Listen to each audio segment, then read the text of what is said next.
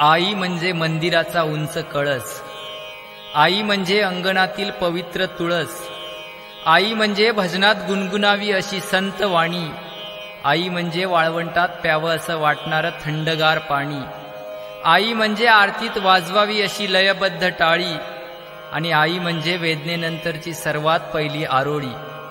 आई असतो एक धागा, वातीला उजेड दावणारी समईतली जागा. आई माझा गुरु, आई माझी कल्पतरू, सौख्याचे सागरू आई माझी. अशा कितीही उपमा आईला दिल्या तरी त्या कमीच, कारण आई सारखे दैवत साऱ्या जगतावर नाही. स्वामी तिन्ही जगाचा आई विना भिकारी.